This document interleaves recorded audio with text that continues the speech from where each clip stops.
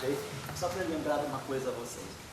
Nós vimos trabalhando até um certo ponto com logaritmo, com a eletrodinâmica logarítmica. Aí eu vi, vamos aproveitar o que nós estávamos fazendo, vamos colocar num caso geral. Então, não vamos particular o lagrangiano para ser logaritmo, pode ser qualquer lagrangiano não linear, inclusive o logaritmo, né? E aí eu tinha dado para vocês, no final, ao longo da aula passada, né, a possibilidade de nós escrevermos esse lagrangiano aqui, expandimos esse lagrangiano quadraticamente na perturbação. Então, só para relembrar aqui, o que nós estávamos fazendo era o seguinte: o nosso campo eletromagnético, F, vai ser o campo de fundo mais a perturbação que se propaga, o pequeno laser que se propaga no campo de fundo.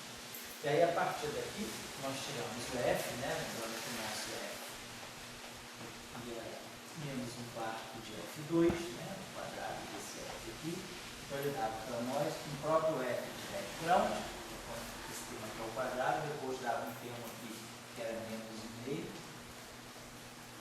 o F, background, escalar F, e depois menos 1/4 de F2. Então, é isso aqui que nós estamos chamando, nessa grandeza toda aqui, que nós estamos chamando de delta F. Essa grandeza aqui já é linearizada em F0 mais delta F. É a mesma coisa que nós fizemos aqui para o G, menos 1/4, F é tio, ele é também do produto escalar, né? Tio.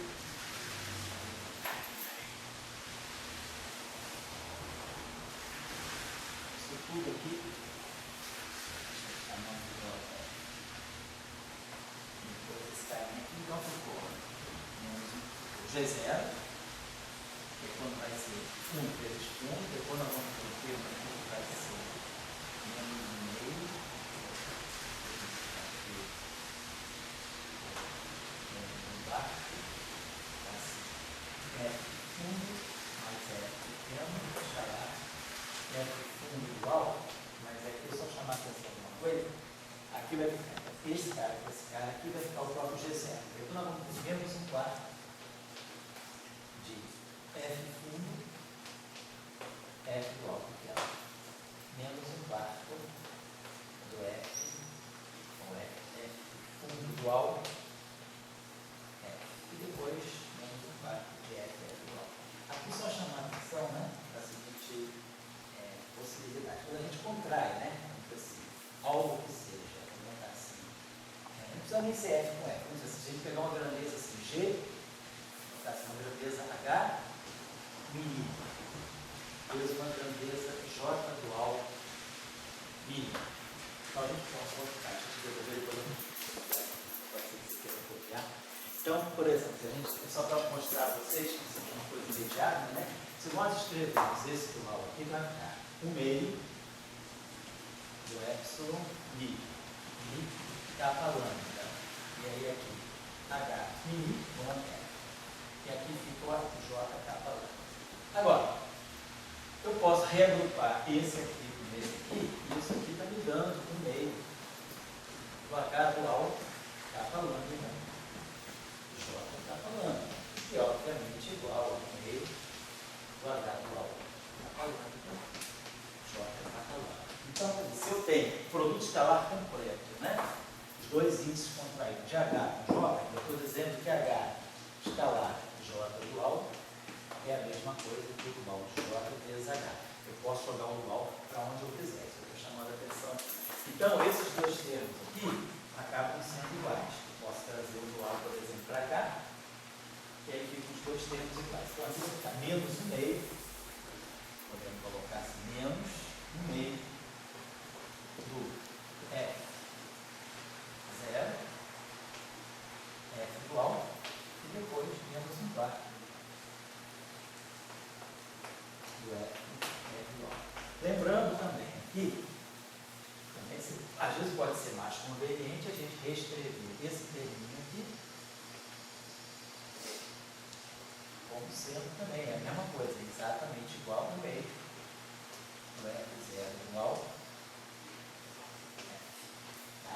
E é isso tudo aqui que nós vamos chamar de delta G. Então, o que eu tinha colocado para vocês é que a gente tomava aquele lagrangiano ali, expandia em segunda ordem, em F igual, aquele lagrangiano L, né? O lagrangiano L é expandido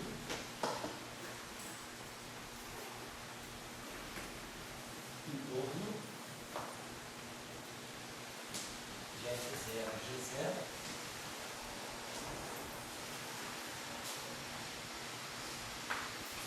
até segunda ordem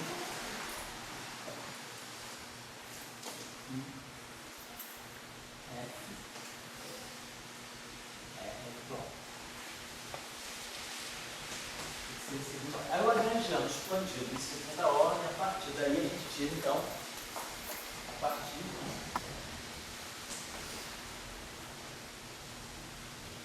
aí a gente faz a variação em relação ao A pequeno, ao A mini, porque lembrando que F mini é mínimo de mini.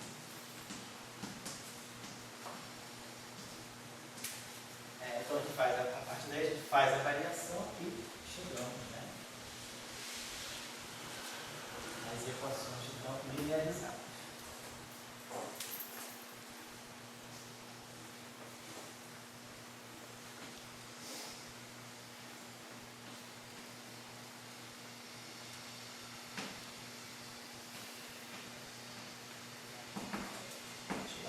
O que eu acho?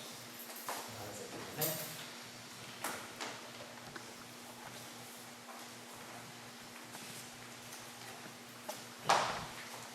Aí elas ficaram assim. Então, isso é geral, para qualquer lagrangiano. Dmi, eu vou declarar direitinho essas constantes. C1 Fmi.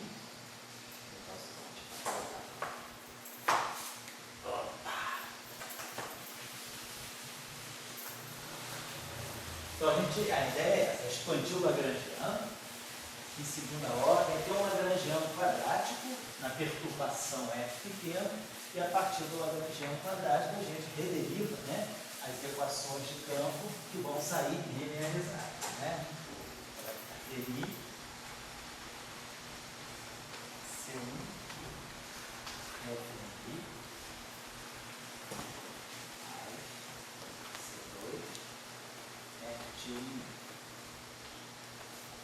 Menos um meio.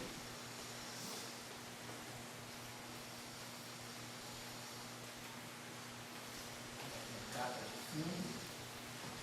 Ninguém está falando.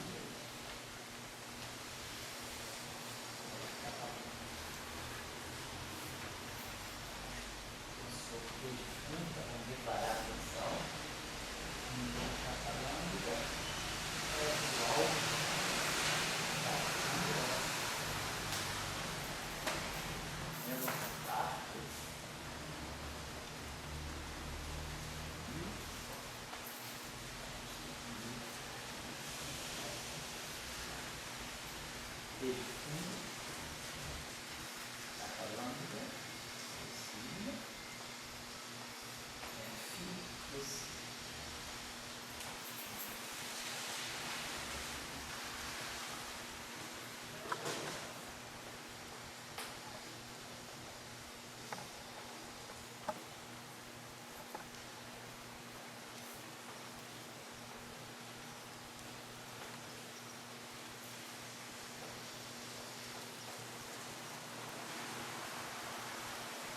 Vamos supor que haja uma corrente externa, eventualmente, uma corrente externa.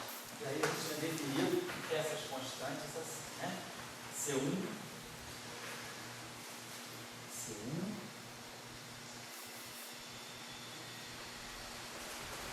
a derivada do lagrangiano em relação a F, tomada no fundo. C2, a derivada segunda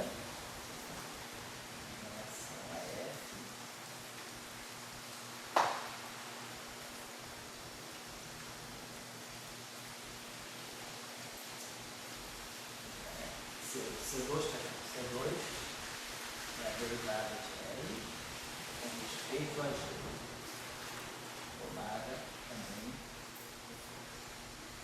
Aí, D1 é a derivada segunda de L em relação a F. Também, calculada fundo. D2 é a derivada segunda em relação a G.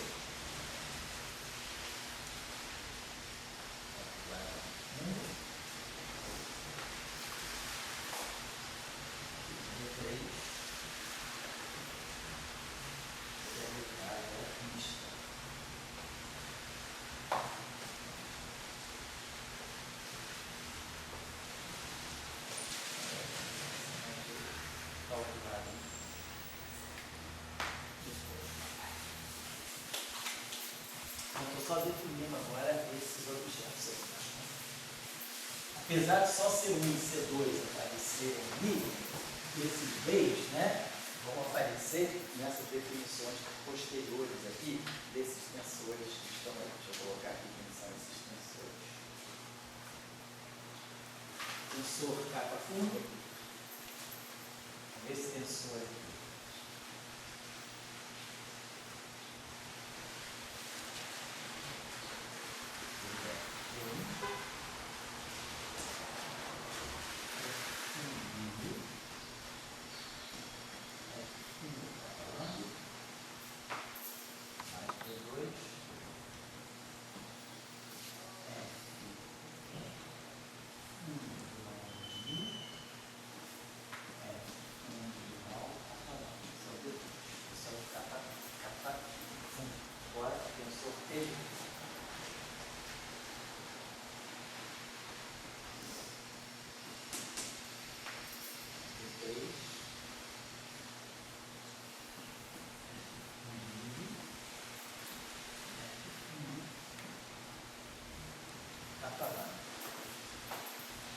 Estou só chamando atenção também para as propriedades de simetria desses tensores. Esses tensores são antissimétricos em Mi, antissimétricos em capa lambda.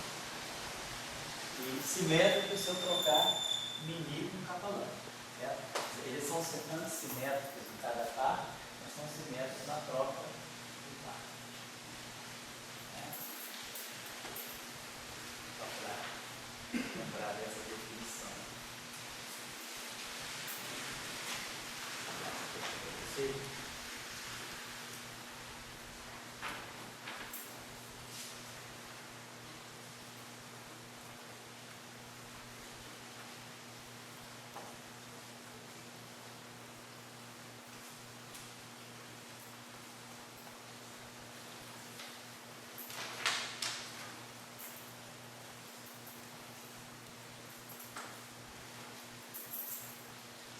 Certo? Então, só para lembrar. Aí, o que nós estamos fazendo agora? Vamos fazer uma particularização. Pode copiar aí que eu espero vocês. Vamos fazer uma particularização. Está claro ali? Está tudo ali? Tá. Vamos fazer a seguinte particularização. Bom, primeiro, esses coeficientes aqui, C1, C2, esses tensores de fundo aqui, eles todos dependem do campo de fundo apenas, né? Quer dizer, C1 é a derivada de L em relação a F, né? Pego o lagrangiano L, derivo em relação a F e substituo os campos pelos campos de fundo. Então é tudo campo de fundo. Aqui também é tudo construído em termos dos campos de fundo. Então, se nós tomarmos campos de fundo constantes, independentes do tempo da posição, né? Espaço-tempo independente, então todos esses coeficientes aqui, todos esses tensores aqui, vão ser constantes. Então, se a gente tomar um fundo, campos de fundo, né? Em geral, campo elétrico, campo magnético, então, campos de fundo.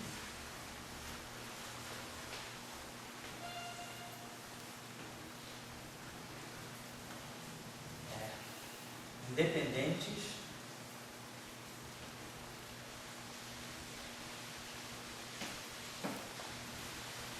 e distintos, né?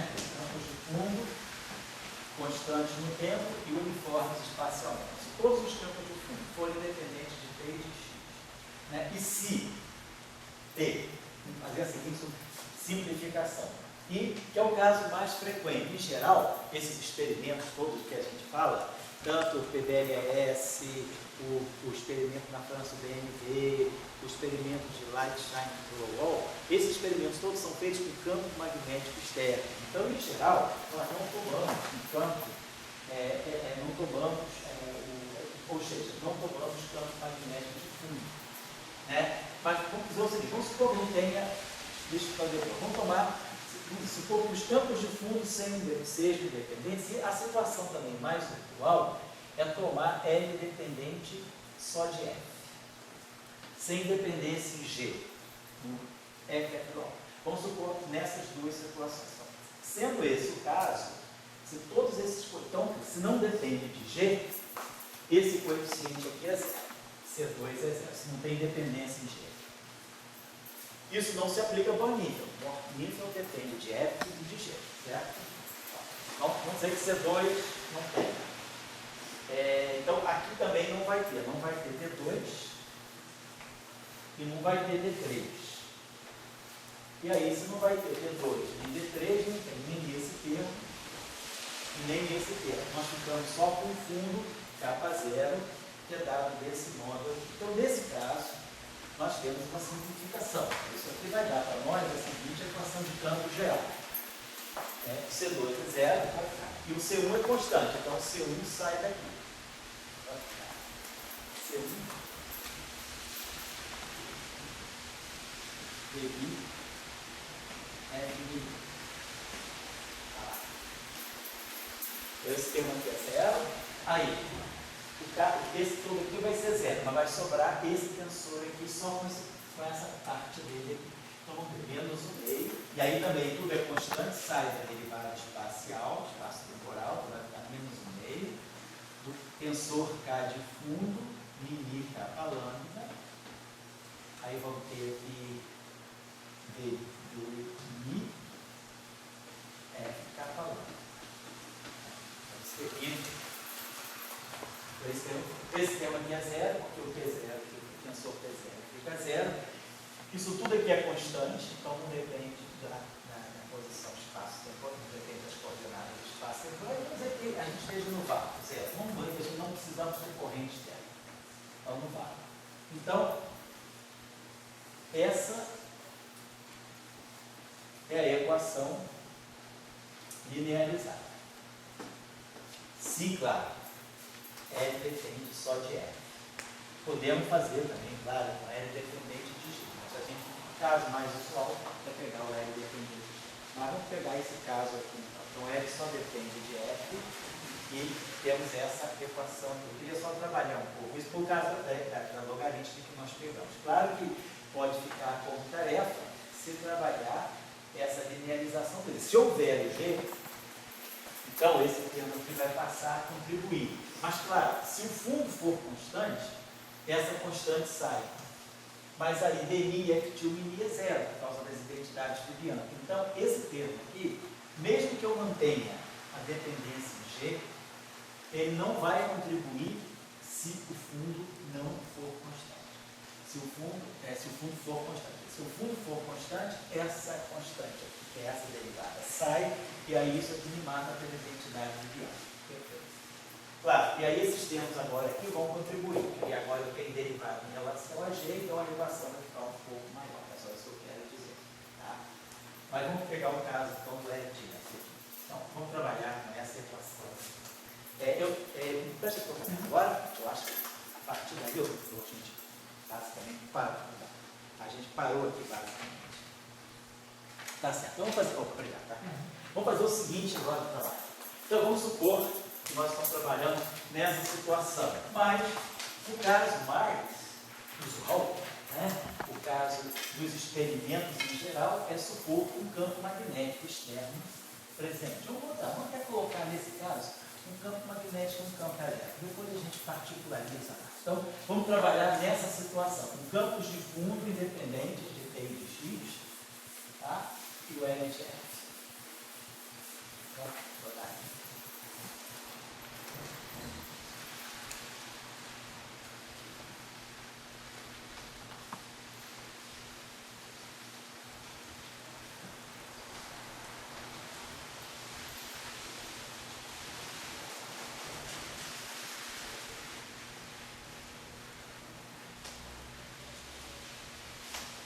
Então isso aqui está nos dando aquelas equações aqui. Mas vamos então ver quem são esses tensores aqui. Vamos dar uma olhadinha. Então, claro, o nosso campo de fundo, ele vai ter F fundo. F fundo 0I. Então, isso aqui é o fundo, isso aqui é esses espaços temporais. Então, isso aqui vai ser o campo elétrico de fundo. E o F de fundo, IJ, menos epsilon, IJK, campo magnético de fundo. Vou fazer o seguinte, esses campos de fundo elétricos e magnéticos, vamos manter essa notação. Os campos de fundo, eu vou representar por letra maiúscula. É grande, é o campo de fundo, que a gente vai chamar o campo, e vamos chamar os campos, quer dizer, os campos da propagação, o campo da onda é o F pequeno. Então nós vamos dizer, vamos colocar, vamos chamar o nosso F0I, deixa eu apagar aqui, nosso F0I, que é a propagação, isso aqui nós vamos chamar de campo elétrico E pequeno. E o FIJ, vamos chamar do campo magnético B pequeno. Está aqui. Então vamos usar essa notação. E aí, os campos de fundo vão ser E grande e B grande. Claro que agora eu vou precisar também dos duais. Então a gente sabe que o dual é vai em B. Então F de fundo dual componente 0I fica sendo o campo magnético. E o B vai em menos zero. Então, o F de fundo dual IJ, o D vai em menos zero, então vai ficar epsilon IJK. Então, com isso aqui, a gente vai poder pegar a nossa equação agora aqui, construir. Então, vamos construir agora as equações, né, em forma de componentes, para ficar bem claro a estrutura de campos elétricos e magnéticos. Então, por exemplo, isso aqui é a equação tipo básica. Legal? Então, para eu pegar a equação de Gauss do campo elétrico, basta pegar o μ igual a zero. Então, μ igual a zero aqui vai ficar DI F0, que eu abaixo F0I negativo, fica F0 positivo. Então, esse primeiro termo aqui é um termo que dá para a gente sempre, vai dar para nós, C1. Como esse início aqui é zero, onde vai ficar I0 em cima, que desce menos zero, vai ficar DI F0I. É o campo elétrico, é esse termo aqui. Agora, esse Mi aqui é zero. Então, esse Mi aqui nunca vai poder ser zero, porque esse tensor é antissimétrico em Mi. Então, se o Mi é zero, esse Mi aqui só pode ser um índice espacial. Então, vamos pôr aqui menos um meio. De capa de fundo. E zero, botar assim, capa lambda. Esse índice aqui é zero. Então, vai ficar I0, capa lambda. E aí vai ficar aqui, DI, capa lambda. Capa e lambda ainda estão no espaço do incógnito, igual a zero. Também só o índice. Agora, se esse índice aqui podem ser espaciais, ou os dois não podem ser temporais, por causa da antissimetria. Então, vai poder ser um espacial e um temporal, ou vice-versa, e depois os dois espaciais. Então, isso aqui vai abrindo mais isso aí. Isso aqui vai ficar assim, D1, C1, DI, F0, aí vai ficar menos o meio de K, I0, aí vamos botar assim, esse K vai virar K latino e o lambda vai virar L. Aí vamos ter, vai poder ser um temporal e um espacial. Vai ficar TI, F, 0L. Mas, isso, vai ficar aqui divergência direta, tá certo, né? Sobre divergência positiva. Depois vamos ter o outrozinho aqui, que vai poder ser a troca aqui. Menos o meio K0. Aí é K. I0. Aí, de novo, isso aqui vai poder ser espacial, vai ficar K. E esse aqui temporal. Aí vai ficar D, I, F, K0. Né?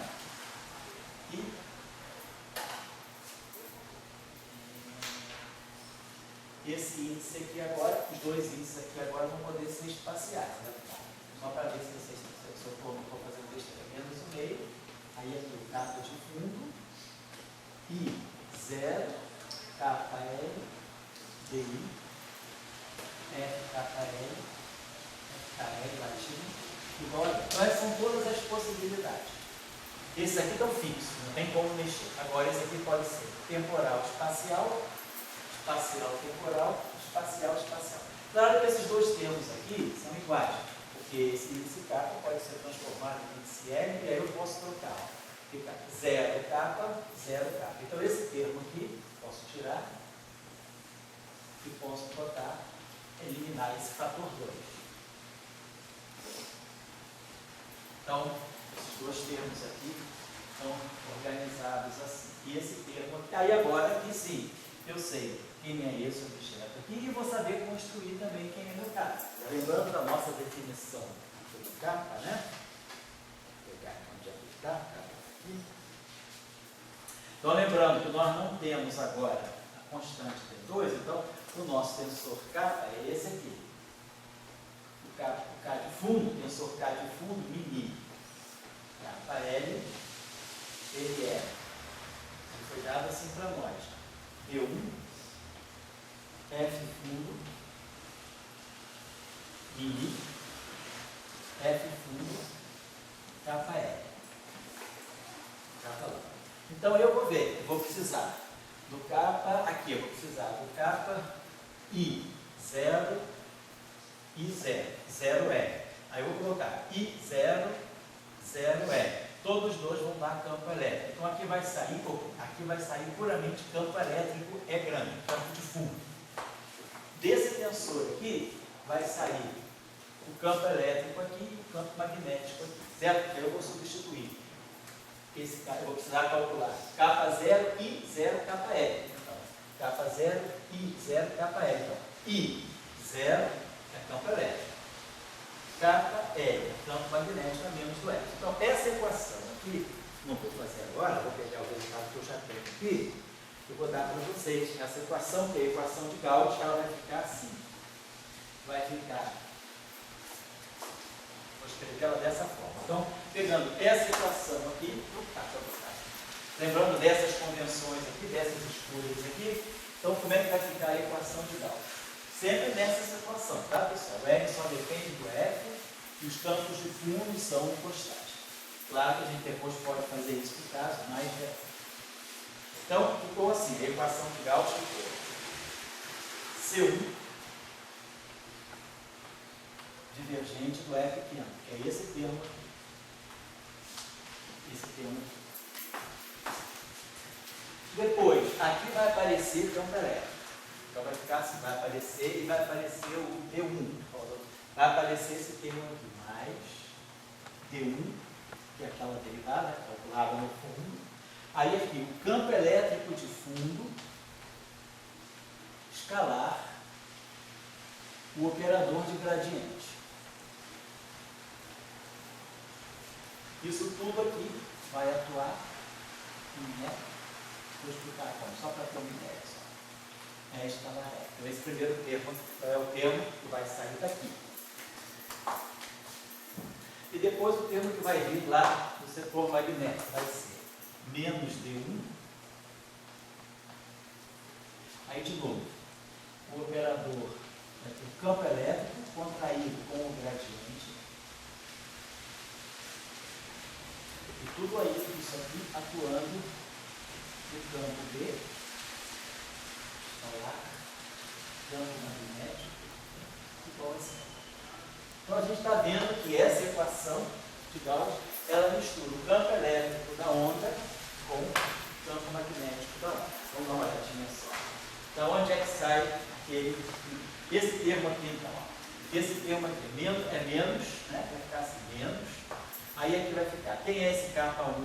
esse cara, D1. Aí ficou Fi0, F0L, DI, F0L. Estou só transcrevendo aqui esse terminho somente.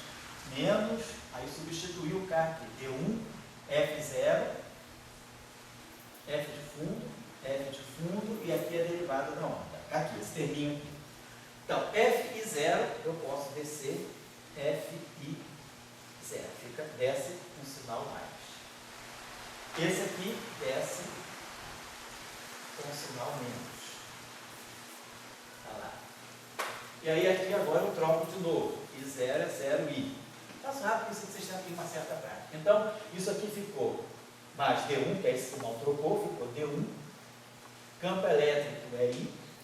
Campo elétrico é L. DI. E o F0L é o campo elétrico. É componente E. Aí fica, ó.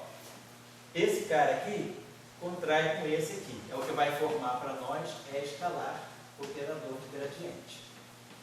Como esse campo aqui é constante, ele pode passar para a derivada e ele vai se contrair com o campo elétrico pequeno. Então fica esse operador atuando. Certo? A contração é simples, é porque esse campo elétrico de fundo ele é constante, então ele pode passar para cá, só por uma questão de organizar a equação, ficar todo em termos de vetor de bonitinho. Então, esse campo elétrico contrai com o operador de gradiente, que é o que forma o escalar gradiente, e esse campo elétrico se contrai com o campo elétrico da onda, fica isso aqui. Então, esse termo vem daqui. Agora, vamos fazer o termo magnético. O termo que mistura o elétrico com o magnético. Vamos pegar esse termo. Então, esse termo aqui vamos ter menos 1/2. Aí aqui ficou K0, então D1. F de fundo, 0I. I0, perdão. Depois, KL.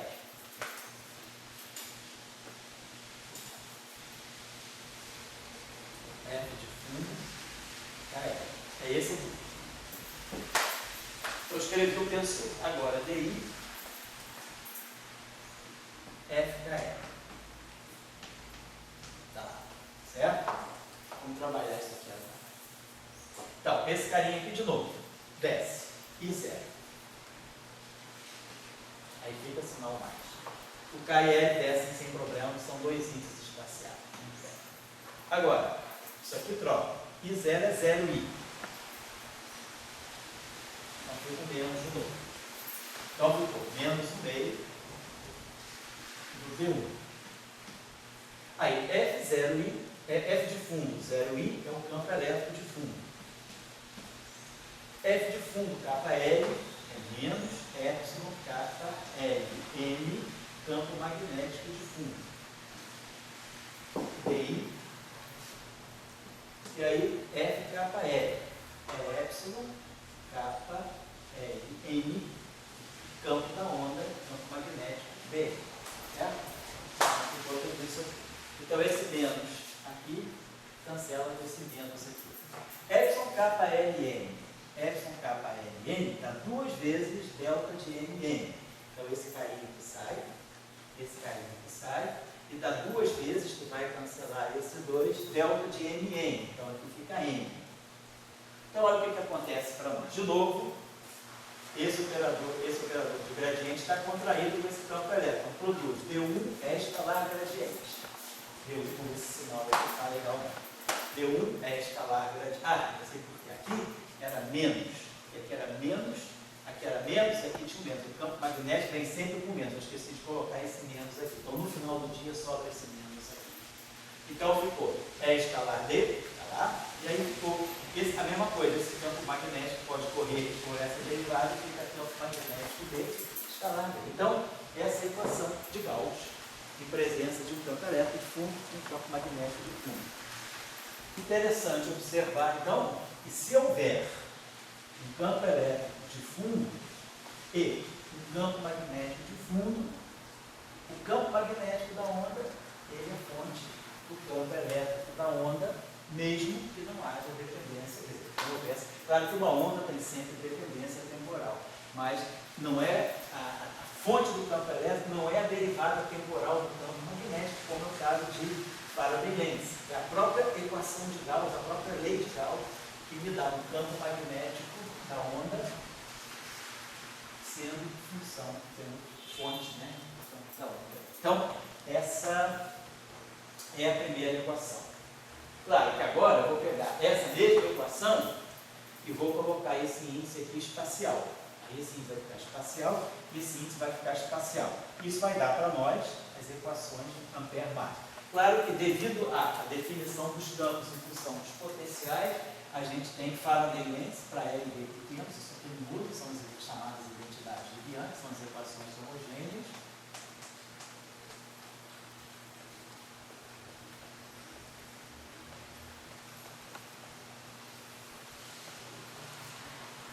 Agora, Faraday-Lenz, vou fazer a mesma coisa, não vou fazer aqui no quadro agora, mas o mecanismo é bota I aqui, I aqui. Aí aqui vai poder 0, 0, JJ, estuda todas as possibilidades de componente, calcula os componentes do tensor, e eu vou dar a equação que eu achei, eu vou dar porque o Léo já chegou, então eu tenho confiança. Se passou pelo Léozinho, né, não sou eu que vou dizer, então ele confiou e não achou com ele. Então a gente vai ter C1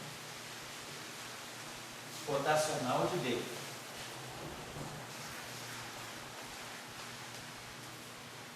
Menos V1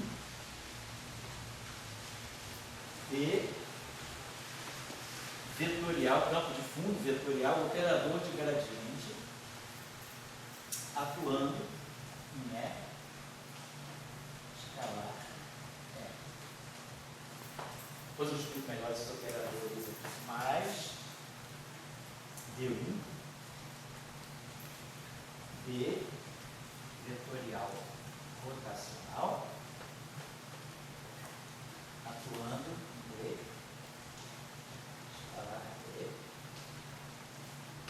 igual sim DLT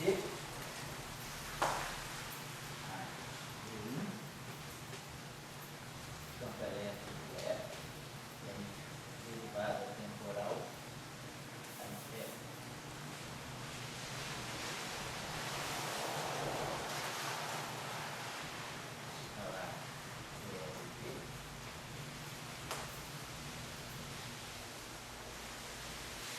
menos 1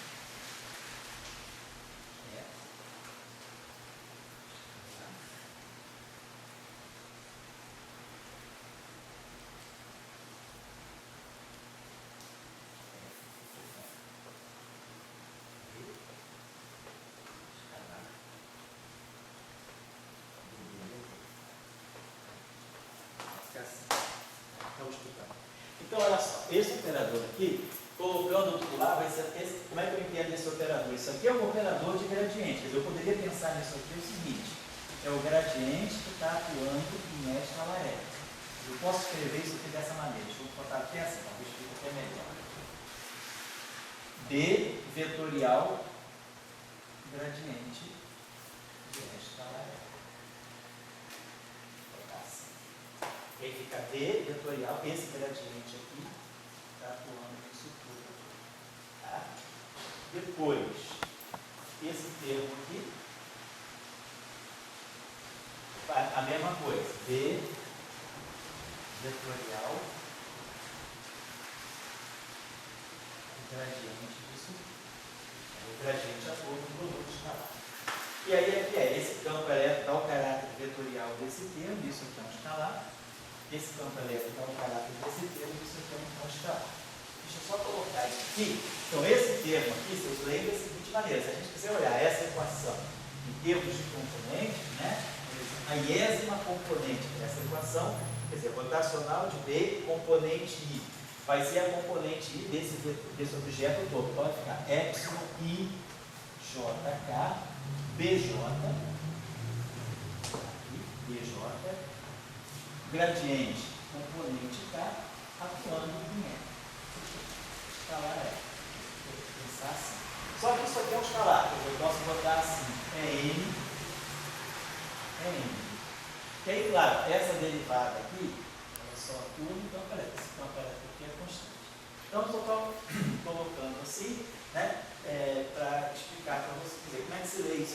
sai automaticamente daquelas substituições.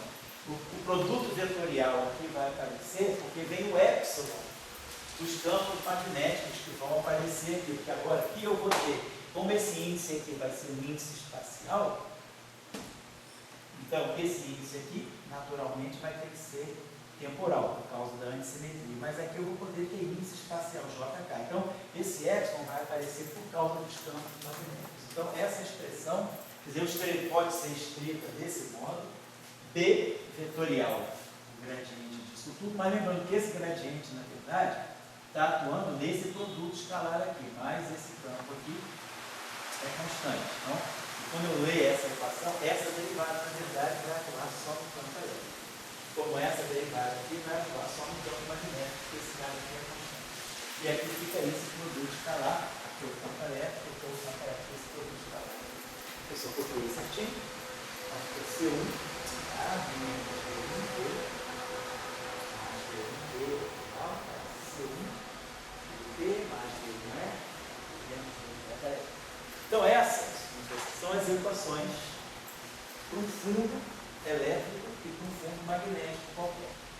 Desde a única premissa que nós estamos fazendo aqui, que o nosso lagrangiano depende só do F redondo, do F ótico, e o nosso fundo é constante, de tal maneira que esses campos de fundo E grande e B grande podem passar pelas derivadas sem nenhum problema. Pode falar. Tem algum... Oi?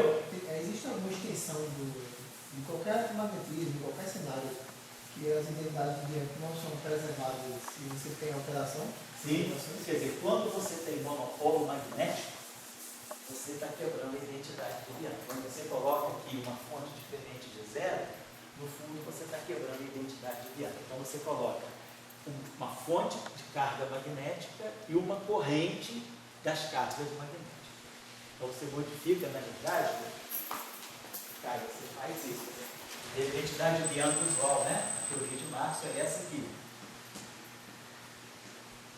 Então, quando você quebra a identidade de Bianchi, você coloca aqui, vamos dizer assim, uma quadricorrente magnética. Então, essa quadra. Aí, quando você pegar esse índice aqui igual a zero, você vai ter BI, F til e zero, igual a J magnético, componente zero. F til e zero é o campo magnético. Então, esse cara aqui desce e zero no sinal menos. Mas aí você troca zero e fica sinal mais. Isso aqui é o campo magnético. Vai ficar divergência de B igual a essa densidade aqui. Componente zero é a densidade de carga magnética. Aí depois, quando você pegar a parte espacial dessa equação, você vai ter DI, a parte espacial, vou botar aqui, μ igual a I. Então você vai poder, você vai ter o μ igual a F til I. Então esse μ pode ser temporal ou espacial. Vamos ter temporal mais espacial. E aqui a corrente magnética, componente espacial. Vamos fazer aqui uma brincadeirinha. Vamos ver se esse zero I, aí ele desce um sinal negativo, e vamos ver se esse J aí uma carga positiva. Então, F til 0I é o campo magnético, dual, né? Então, esse aqui vai ficar menos derivada temporal do campo magnético. Esse carinha aqui vai ficar menos, mas no dual ele fica mais, então vai ficar mais DJ, aí isso aqui dá para nós, epsilon J, I, tá? Campo elétrico, componente K.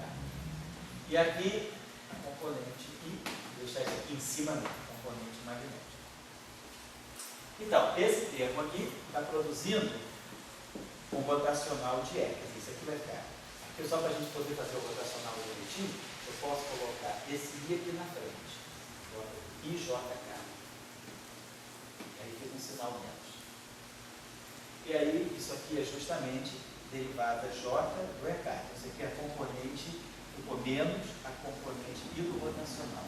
Então, menos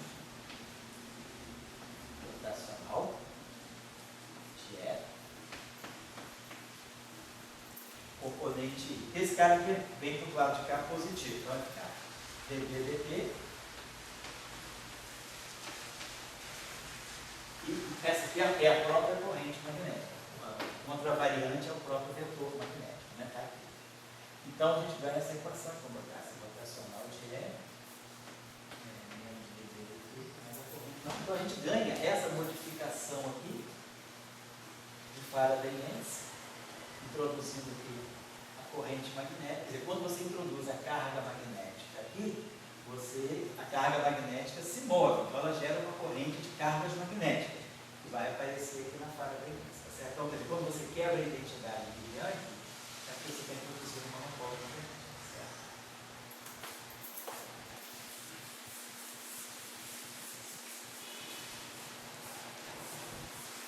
Bom, então vamos fazer o seguinte agora, mais uma particularização. Quer dizer, essas são as equações de Maxwell escritas, né?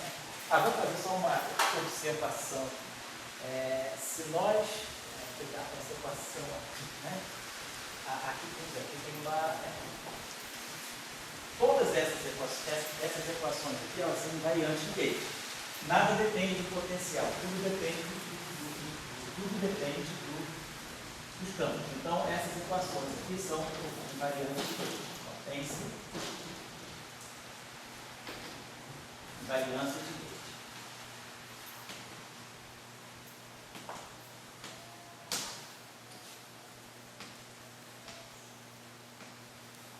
Se tem, vamos supor, por um momento que a gente colocasse uma carga aqui de fonte e uma corrente aqui desse lado.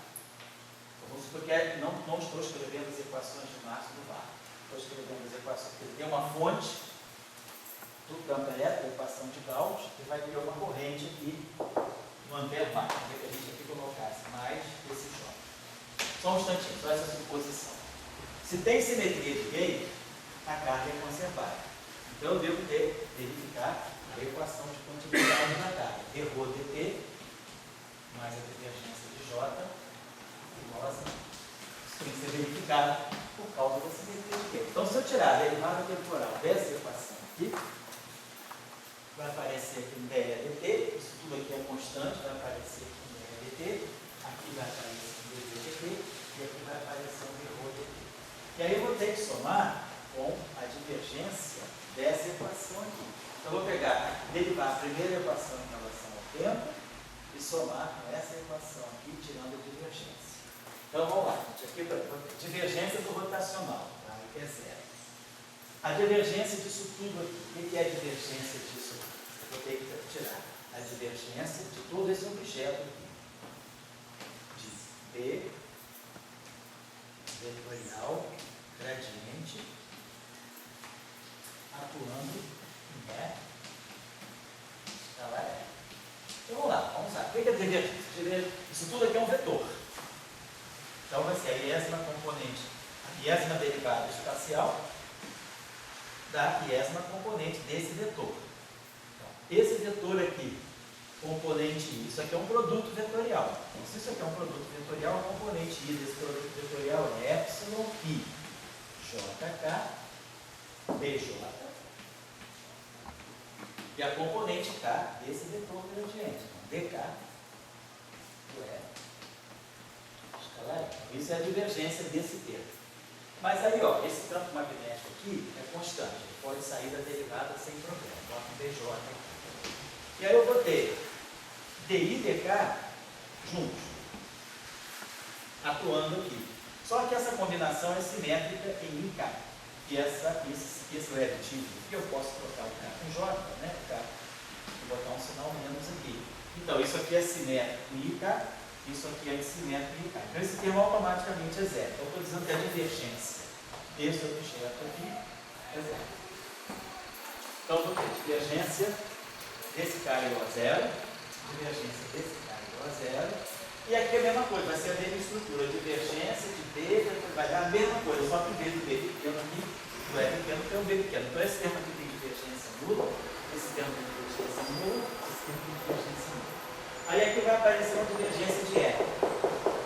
Mas aí a divergência de E, ó, eu ressubstituo por essa, vai aparecer C1, vai DDD C1 DDT da divergência de E, mas C1 divergência de E eu sei quem é. Eu substituo isso tudo aqui e aqui. Aí aqui eu vou ter que tirar a divergência desse objeto aqui, ó. Vai aparecer divergência de DE dt. E aqui eu vou ter que tirar a divergência de dB dt. Mas dB dt é o rotacional de E. Então, esse objeto aqui, só para pegar aqui, eu estou querendo mostrar o seguinte: se fazendo manipulações simples aí, a gente mostra que ddt de ρ mais divergência de J é igual a zero. Ou seja, derivando a primeira equação em relação ao tempo e somando com o termo máximo, tirar da divergência, e aí usando essas brincadeirinhas aí de rotacional, etc., é só fazer as coisas direitinho, né?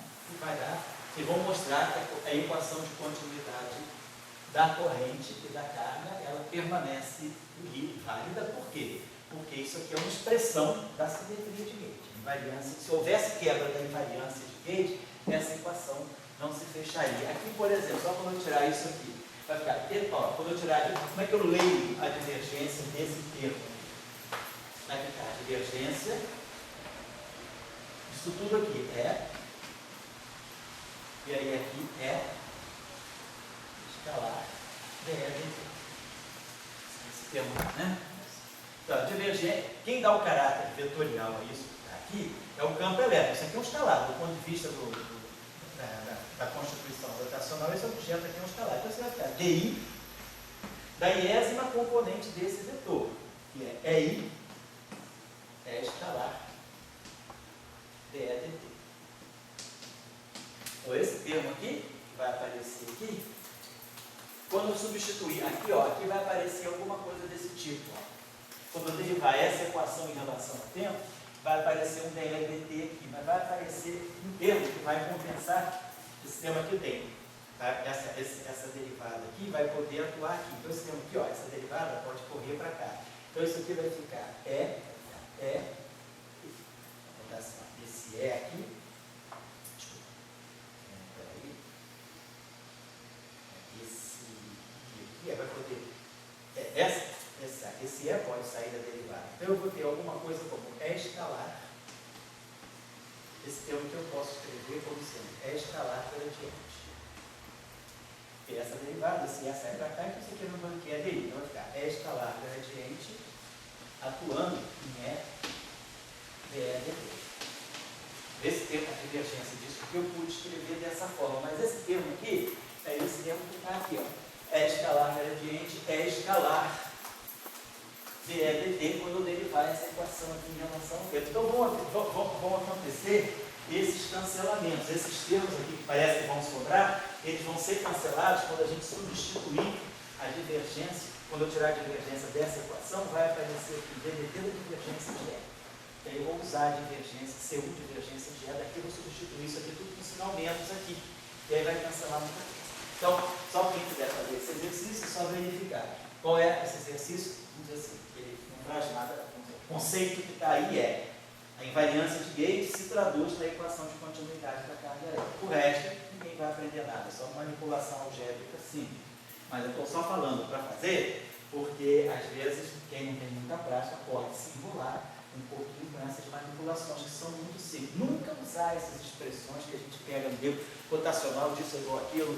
Usa sempre a definição, bota o extra, você não erra. Porque se a gente for olhar para esse troço aqui e quiser aplicar aquelas fórmulas lá dos rastros, divergência do produto vetorial, rotacional do produto, dá uma confusão. É sempre bom fazer, que a gente nunca erra. E aí dá para vocês mostrar isso. Então só queria deixar esse lembrete aí para vocês, quem quiser treinar, fica como tarefa derivar a primeira equação em relação ao tempo, tirar a divergência da última e somar as duas que vai dar zero. E isso está explicando o quê? Isso está representando, está indicando o quê para nós? Está indicando que tem simetria de Gauge, como deveria ser, porque tudo só depende dos campos. Então, essa formulação é manifestamente invariante de Gauge. Então, isso aqui é igual a zero, né?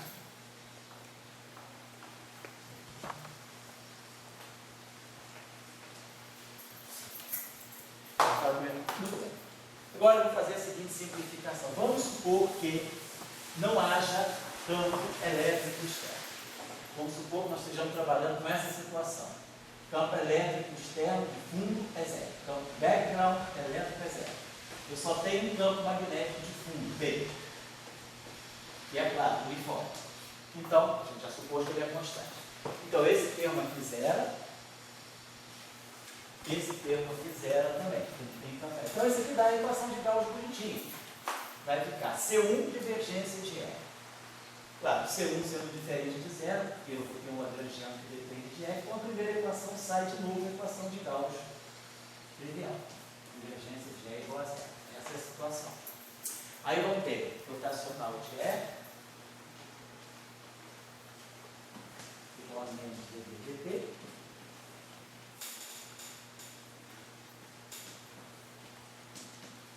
Divergência de B igual a zero.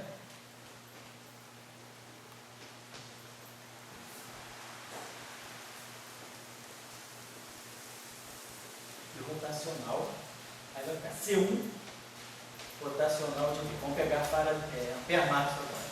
C1 rotacional de B. Esse termo aqui é zero, ó, por causa desse zero. Esse termo aqui fica mais D1. Aí vai ficar B vetorial rotacional de B escalar B. Então, tem campo magnético de fundo. Então, esse termo sobrevive. Igual a C1 dB.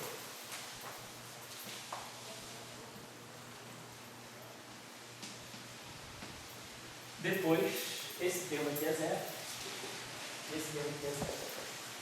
Então, essas são as equações em presença de um simples campo magnético externo. Dá uma conferida aqui. Tá certo. Aqui eu até escrevi assim, D1 sobre C1.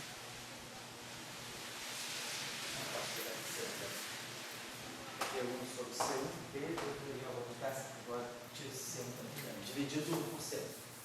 Então fica essa equação aqui, legal? Então, em presença de um campo magnético externo, sem campo elétrico de fundo. Então, é o laser passeando numa região onde existe um campo magnético. Agora vamos pegar uma outra situação. Ali são os dois presentes. Vamos pegar uma situação em que não tenha campo magnético, mas tenha campo elétrico. Quando a gente vai voltar isso aqui, a gente vai trabalhar mais nesse sistema hoje. Então, vamos lá. Então, zerando o campo magnético. Então, esse termo aqui agora sobrevive e esse termo aqui vai embora por causa desse D. Então, a equação de Gauss agora do campo elétrico, ela se modifica. Ela vai ficar divergência do campo elétrico da onda mais D1 sobre C1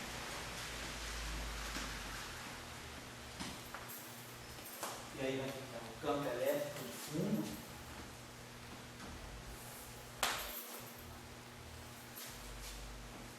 escalar gradiente do E escalar F.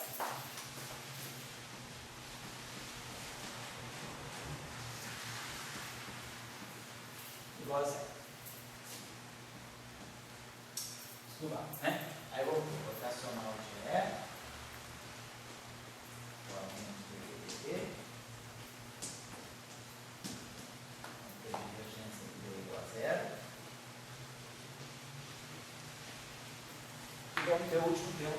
Vamos dividir também tudo por C1. Vai ficar rotacional de B pequeno.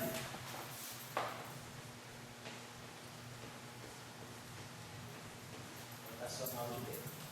Aí esse termo aqui desaparece, tem um campo magnético. Esse termo aqui desaparece, tem um campo magnético. Aí esse termo aqui vai ficar ddt de E. Esse termo aqui sobrevive, tá? D1 sobre C1.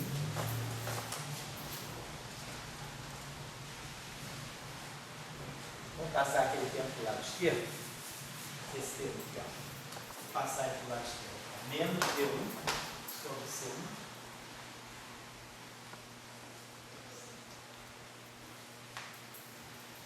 É escalar.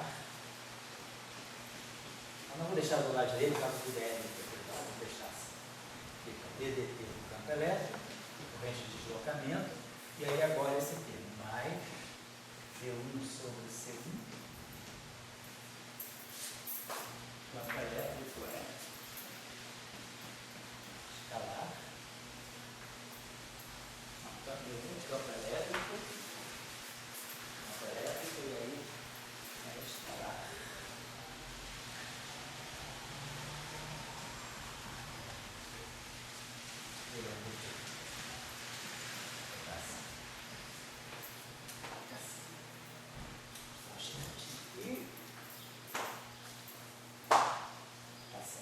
E aí, posso escrever esse termo aqui da seguinte maneira. Posso fatorar esse... Então, essa equação aqui eu posso escrever desse modo assim, só para chamar a atenção de vocês. Ó. Rotacional de D, componente I, a iésima componente. Eu vou ter essa derivada temporal aqui e essa derivada temporal aqui. Isso aqui é o DDT do EI. Assim, DDT da iésima componente do campo elétrico. E o segundo termo vai ficar assim, ó, mais D1 sobre C1, a iésima componente do campo de fundo aí, e aqui esse produto escalar, PJ, DDT do EI. Então, olha, eu posso dar um caráter tensorial para essa equação. Aqui eu formei um tensor de rank 2. E aqui eu tenho a identidade. Então, eu posso fatorar um DDT do EJ, posso fazer assim, uma fatório aqui, boto aqui um delta IJ, e boto aqui isso aqui. Que aí esse termo aqui fica DDT do EI, mais esse segundo termo aqui. Então, aparece aqui, agora uma novidade, aparece aqui esse operador. Quer dizer, essa matriz. Quer dizer, a equação de Gauss agora, a equação de Ampère-Marx agora, ela perde o caráter, vamos dizer assim, aparece uma matriz aqui, uma espécie de um operador novo aqui, que vai acoplar. Quer dizer, a iésima rotacional, a iésima componente desse rotacional, não vai mais depender, como no caso de Marx, da iésima componente do campo elétrico, não é I com I, é I com J. Então eu tenho um acoplamento, quer dizer, a componente 1 daqui vai receber contribuição da componente X, da componente Y e da componente Z desse campo elétrico. Então aparece esse operador entre T. Chamar esse operador aqui de T e J. Que é T e J. Esse operador T e J, ele faz essa. Então a novidade aí um pouquinho, vamos escrever essa equação, talvez seja mais. Hoje a gente vai precisar tirar as equações de então vamos escrever a equação desse tipo assim. J, onde esse operador está constituído, DDT do EJ. Tenho esse operador, J, DDT, então tá, temos. Então essa é uma novidadezinha, porque tem agora uma mistura não trivial entre as componentes do campo elétrico e do campo magnético. Certo? Então essas são as equações de Maxwell na presença do campo elétrico externo. Então vamos fazer o seguinte, primeiro exercício agora.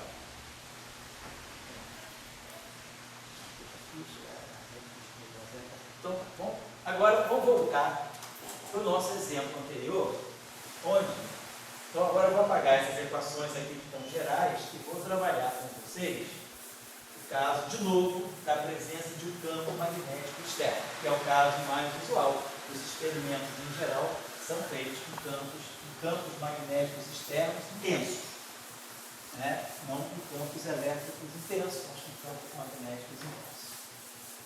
Porque para produzir um campo elétrico muito intenso, você vai ver que talvez um supercapacitor, esse é o problema de energia elétrica. O problema das cargas, é mais fácil você ter um campo magnético externo, né?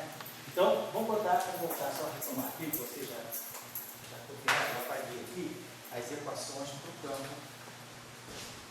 campo magnético. Então, vamos estar trabalhando agora com essas equações de Maxwell. Divergência zero. Esse é o campo da onda assim, beleza. Um pouquinho vou dar um intervalo, tá bom, pessoal? A gente começou 4h25.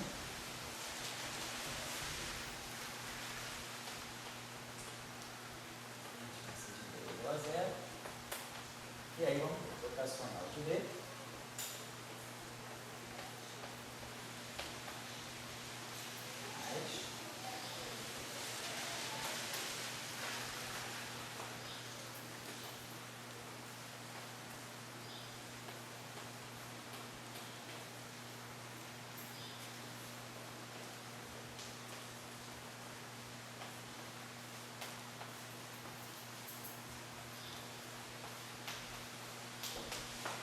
tirar equações de onda, do campo elétrico e do campo magnético.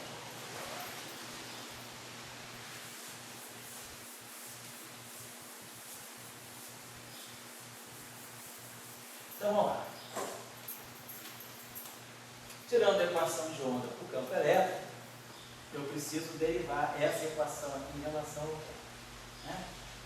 Derivar essa equação aqui em relação ao campo rotacional. Então eu vou tirar VDT dessa equação aqui. Para poder produzir uma derivada temporal segunda do campo elétrico. Então vai aparecer rotacional de dBdt. Ele vai lá. Mas dBdt é menos rotacional de R. Então vai ficar menos rotacional do rotacional do R. Certo, no caso de Max mesmo. Agora, quando eu pegar essa derivada temporal aqui dessa equação, isso tudo aqui é constante, vai aparecer um dBdt aqui. Mas dBdt de novo, eu vou expressar como rotacional de R. Então esse termo aqui vai aparecer um dBdt que é menos rotacional de R. Então vai aparecer um sinal menos aqui, que vai dar para nós P1 sobre C1. Aí eu vou ter o seguinte, B vetorial,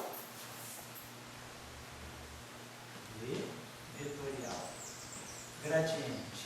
Gradiente de quem? Gradiente de B, escalar, dBdt.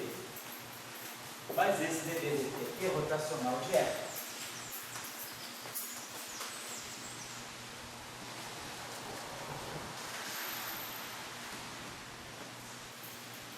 Igual a d2 dt2. Então a gente conseguiu desacoplar. Nós vamos ter uma equação de onda que envolva só o campo elétrico. A gente usou Faraday-Lentz duas vezes e tirou o campo, a derivada temporal do campo magnético e virou rotacional do campo elétrico. Então esse termo aqui a gente já está acostumado a saber. Gradiente rotacional. O rotacional é o gradiente do divergente, o gradiente do divergente menos o laplaciano. Então, já me dá a equação de onda. Divergência de E é zero, esse termo aqui é zero. Eu estou no VAR. Então, esse termo aqui já me deu um pedacinho da equação de onda. Então, até menos mesmo, vai estar laplaciano, comprado para cá, menos laplaciano. Vai dar galambertiano do campo. Vamos desenvolver esse ladinho. Vamos fazer o seguinte, vamos botar esse aqui já com sinal menos aqui, igual a zero. E aí, esse termo aqui, menos laplaciano, está laplaciano, vai ficar menos d2 dt2 mais laplaciano. Então você vai ficar menos no galambertiano, certo? Então eu vou pegar esse termo aqui, com esse mais laplaciano, e isso aqui vai ficar menos galambertiano. Então já produzimos aqui a equação de onda do campo elétrico. Se não houvesse essa não linearidade, esse termo seria zero, devido justamente por máximo de laplaciano do campo elétrico. Então, tudo deu sinal menos. Então, eu multiplico por menos essa equação, simplifica mais, e vamos botar logo esse galambertiano de E aqui, né?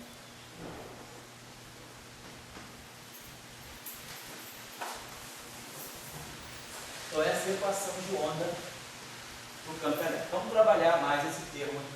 O que é isso aqui? Isso aqui é B. Então, vamos dizer, a gente está pegando a iésima componente aqui. Vamos pegar a iésima componente, vai ficar. Isso aqui é um produto vetorial, vai ficar epsilon I, JK, BJ, derivada K. Derivada K de quem? Desse produto escalar. Então, isso aqui vai me produzir um BL. E aí aqui vai me dar esse rotacional de E, componente L, que é epsilon, L, N, EN, AN.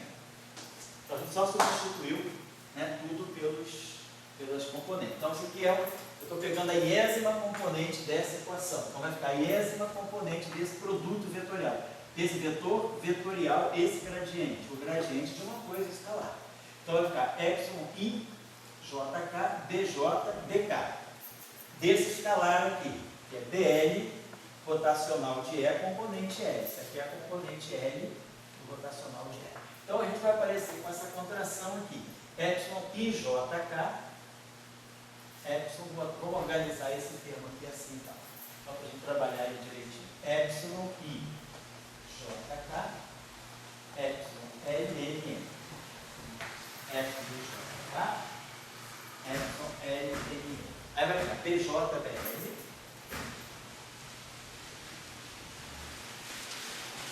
Tudo isso aqui não depende, pode sair do derivado. PJBL. Agora essas duas derivadas vão estar atuando em EN. Então DKDN.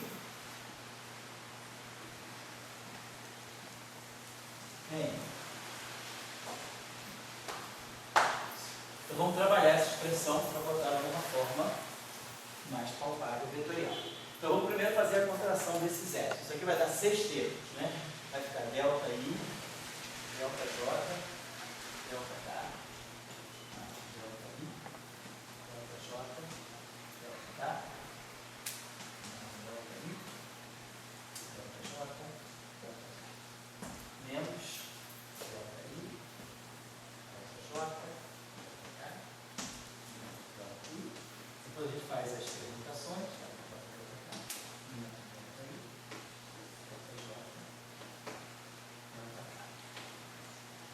Fazer as permutações. Então é LN.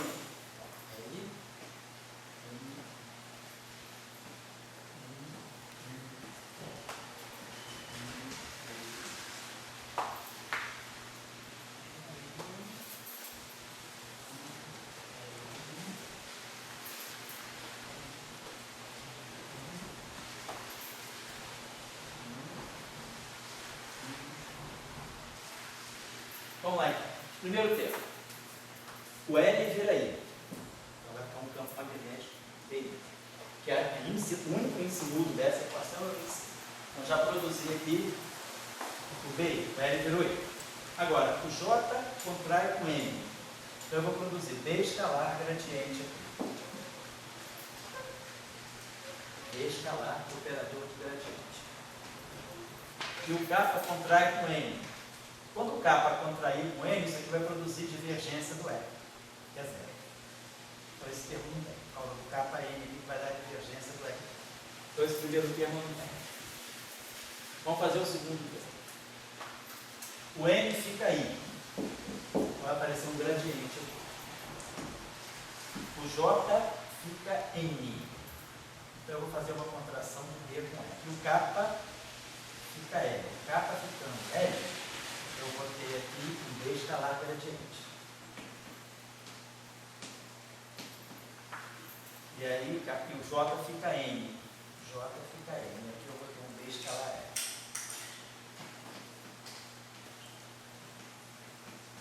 Então esse termo aqui, vamos colocar ele aqui. Então o primeiro terminho que saiu aqui, onde é que está? Então vamos ficar o seguinte, vamos usar colocando ele, vou guardando ele. Vai ficar gradiente. Gradiente nítido aqui,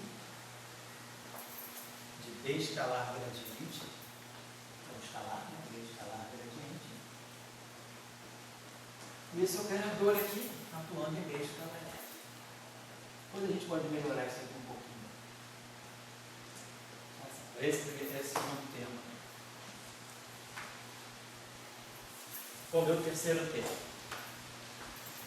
O N é que vai ficar aí. Então, o campo elétrico vai dar um caráter vetorial da equação. O J fica L, com o campo magnético ao quadrado, DJBL, V2. E o K fica N, vai produzir aqui uma Laplaciano. Então, vamos ter agora o termo que vai ser mais campo magnético ao quadrado, Laplaciano, e campo elétrico.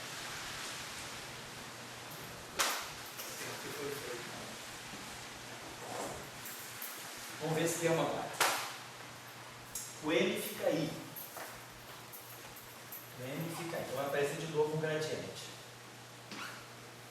O J fica L, então de novo vai dar um B2. E o K fica N, ó, de novo um divergente de E que é zero. Então esse termo não contribui. Vai dar uma divergência do campo elétrico. Agora aqui, o L fica I.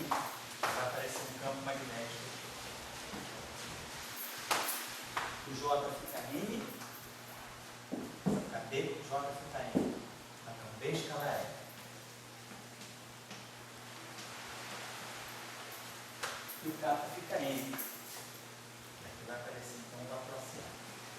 Então vai aparecer aqui o termo que vai ser mais campo magnético B, Laplaciano